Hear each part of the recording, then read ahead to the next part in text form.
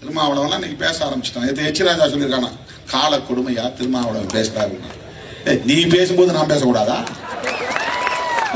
உன்னுடைய பாரம்பரியம் என்ன? என்னையா இது? யாரு நானு? என் நிறத்தை பாரு. இந்த மண்ணுக்கு சொந்தக்காரன் தான் நானே. இந்த மண்ணுக்கு சொந்தக்காரன். என்னுடைய ரத்தம் கலப்பில்லாத ரத்தம். உன் தோடு ஒழுக்கத்தோடு. உனக்கு வேணா சந்தேகம் இருக்கலாம் உன் பரப்புல. என் பரப்புல எந்த சந்தேகமும் கிடையாது.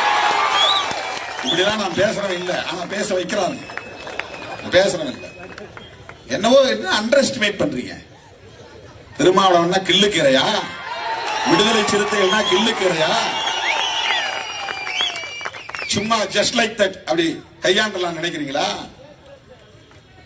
இந்தியாவில் 30 கோடி மக்கள் தொகையை கொண்ட ஒரு சமூகம். 30 கோடி.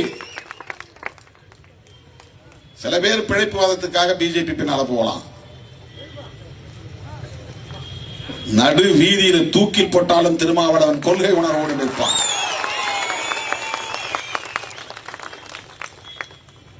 நாங்கள் புரட்சியாளர் அம்பேத்கரின் பிள்ளைகள், தந்தை பெரியாரின் மாணவர்கள், ஜோதிராவ் பூலேவின் வாரிசுகள். கோட்பாட்டின் அடிப்படையில் தான் இயக்கம் நடத்துறோம். வெறும் ஓட்டு பொறுக்கிறதுக்காக இயக்கம் நடத்தல.